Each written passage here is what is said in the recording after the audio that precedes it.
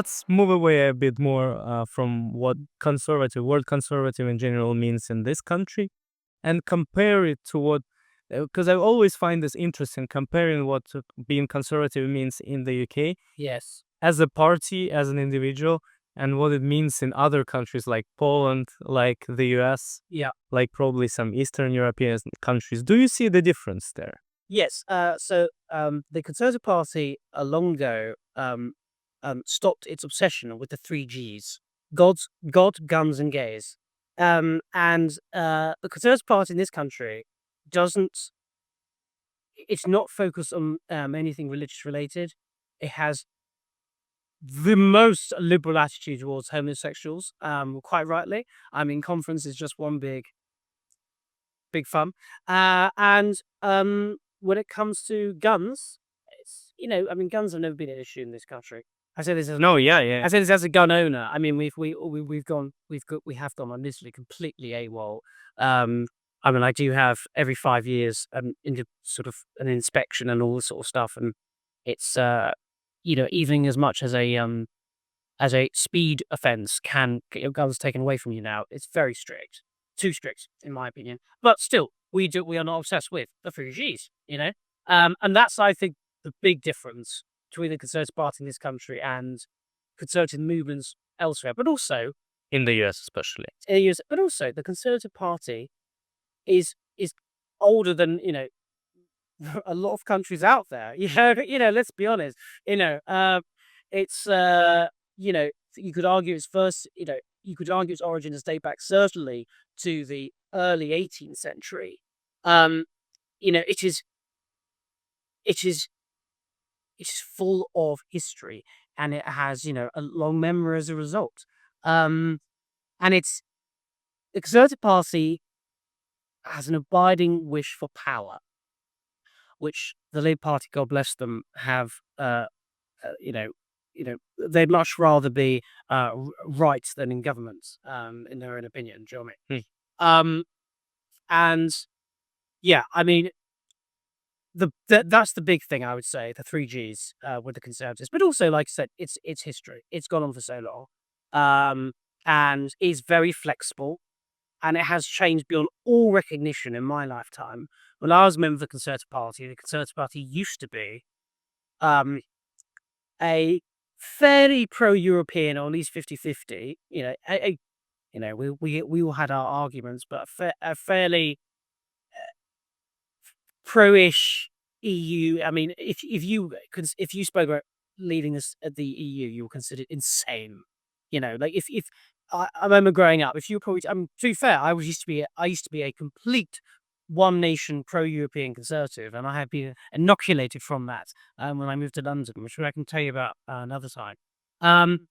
But yeah, I mean, the Conservative Party is flexible, and it has changed, and it continues to change. I mean, I would never have thought him. I always say to people when they sort of talk about reform and all this stuff, the Conservative Party has this wonderful ability to be flexible where the voters are. And, if I told you in 2010 with David Cameron, as in 10 years' time, we would be, or even actually 6 years' time, we'd be basically the Brexit Party, affiliating to the EU and all this stuff, I think you would have called me physically and mentally insane. And in fact, in our 14 years in government, we went from a kind of soppy liberalism under Cameron to initially something potentially exciting under May, grammar schools, a kind of essentially a sort of Birmingham liberal sort of attitude to the world. And then, of course, we went from Boris, and then the heights of all 41 days of Liz Truss, with free market libertarian capitalism, and then Sunak. I mean, this thing, goes around like a shopping trolley in terms of trying to find where the voters are. And is this point the all-time historical low of the Conservative Party? Yes, This is the worst it has been. yes, I'm quite good with my.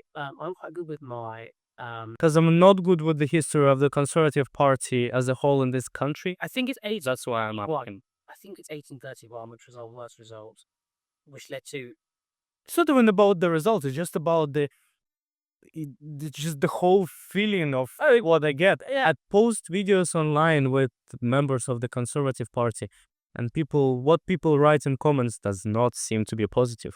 No, and to an extent, can you blame them? And this is, I think that we got 21% in the last election and 120 something MPs. Is the worst result we've ever had. And I think that, you know, I think where all we need to say is why and say sorry. I mean, this is one of the things I've always found It's interesting. hard to say sorry in politics. It's the easiest thing ever. This thing I find so bizarre. It is so easy to say, I've cocked this up. I'm really sorry. We did it really wrong here. The British public as an entity are a very understanding bunch of people. And Kemi has to an extent said sorry on all these things. But I actually think you need a kind of you prostrate yourself. As Marie Antoinette, head on the guillotine. You really prostrate yourself. I am so sorry for X, X, X, and X, but we also did this well and this well. And, we have to say where we went wrong, and we have to say where we went right as well. And we did do many things right. And I personally think that we have rewritten some of our own history a little bit because we've been but I myself am so saddened, disappointed by particularly the last 5 years. And I think we forgot what we did do. There was a period, remember, shockingly, where we had, I think, called a balanced budget. Only 7 years ago, under Philip Hammond, we had we would sell left or right arms for that now. We balanced the budget. We had government spending at 35% of GDP. Changes really fast, isn't it? Yeah, absolutely. Yeah. And, frankly, what it was, COVID and Boris, who just believes in nothing other than himself. This is another thing you were talking about earlier. There is a group of politicians out there. This is an extremely interesting opinion of yours Do you think about Boris. It's Boris, extremely interesting. but it's well known. I mean, Boris doesn't believe in much. Boris, at the moment, Boris will fundamentally say, I think, what he wants to say to get elected. Has there been rumors he will come back to the party? I don't know. Have you heard those? One always hears these rumors, but I can't see how it can happen. I mean, this is a man who initially portrayed himself as a liberal, and then sought to impose some of the harshest lockdown restrictions anywhere. This is a man who was supposedly a right-wing conservative, complete nonsense, and in one of his first years at office, migration went up to 1 million. If Blair had done that, we would have torn him apart. And I saw an interview with him actually earlier when he spoke about the fact that immigration had exploded under him. And he said, the advisory committee said we needed more people. But you're Prime Minister, Boris. You have the ability to say no. Where is your leadership, man? This is what we were talking about earlier, going to leadership. Where is it? If you say you are going to bring down migration and your majority is in a sense given to you by well-meaning red wall voters, guess what? They don't think the way you do about your liberal migration policy, Boris. He was a disappointment on so many levels, but it could have been marvelous. Boris has one great attribute. He wins elections. Once that use is gone, He used to be quite well liked. he did. Absolutely. And to be honest, the way he portrayed, the way he led the country into its external affairs with Ukraine, he helped a lot our country. He portrayed himself as a very credible politician there. I'm sure he did. I would, however, say when things are going absolutely catastrophic and terribly domestically, what do you do, as Keir Starmer's seen? You get the hell out of your country, and you give money away, and you do what Britain should do, which is valid strategy. It's completely. Who can blame him? That's what I would do. I'd be out of here. Let's straight away. Let's start a war. But I mean, he did do well in Ukraine. Frankly, if he couldn't have done well in Ukraine, there's nothing else he could have.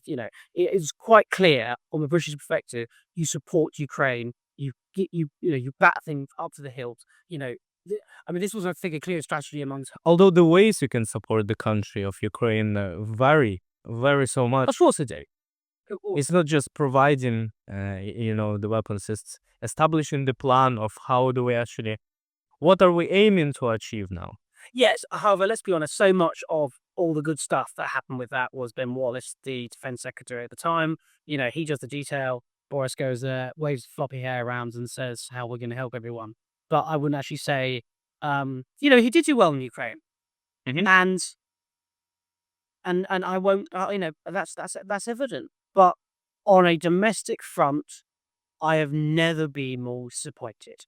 I mean, I still don't know how one argues about this migration thing, and it's the thing that ultimately really allows reforms to get in our neck. And Kemi has been very open about how we've got it wrong and all this lot.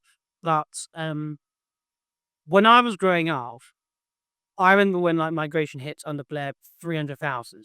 Conservatives quite rightly went catatonic, and because that was too many then, and then to move at one point to then over 1 million. I mean, what did you say? What did you say? And all we can say, and this is what I think Kemi needs to do, and I think what she starts to do already, is to say, I'm sorry. And I think the real sadness about the failure of leadership that we experience under Boris and a few others is that it's us party members that get the full force. We're the ones that lose elections. We're the ones that get voted out, or we're the ones that do all the campaigning. If you're Boris, you have one of time where you suddenly off to your £4 million house in Oxford, and you have 10 more children. Go ahead. And great. You make another memoir, and you make another Shakespeare novel, and all this lot. It's us who bear the brunt of that failure and that lack of leadership. That's what it is. It's lack of leadership. So finally, the direction of the movement of the Conservative Party now has to be what? To apologize and then to fix migration? Is that what you're saying? So I think Kemi, so she is completely compelling. She is, if you think about it, not only is she a very coherent individual, you can't go away from that. She's the first black leader of any major political party in the Western world. I was so surprised. That's amazing. It's huge, yeah.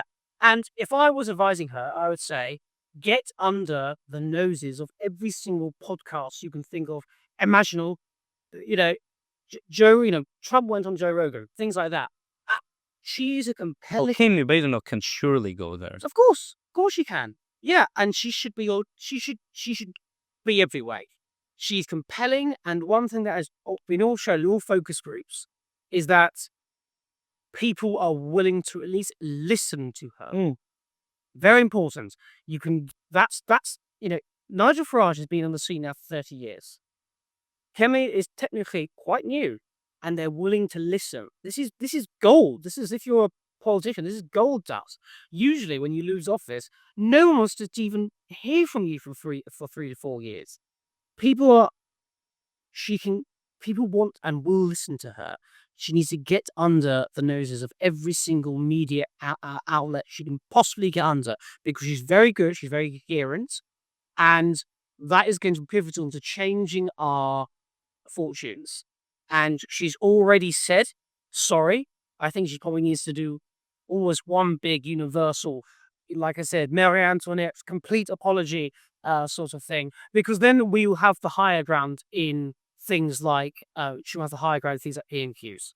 Because at the moment it's quite hard to argue about things like Patragos Islands and all this lot, where we were also doing the same thing. You need to say, we're sorry for this, tick that, move on, and this is what we're going to do differently. And her team are doing that. But, a big move needs to happen on that. And she's compelling, and I hope she does that. And it's extremely important for the Conservative Party right now, in my opinion, to break that association of the party with the bad times for 10 years. Of course, it's going to take time, but many of the new people are going to be coming into the party. Many of the new people are going to be elected. Kimi Badenoch is the leader now, so things are changing. And it's important to get that point across to the general, populace. Yeah, absolutely. Yeah. So thank you so much for your time. I think it has been an amazing discussion. No, pleasure talking to you.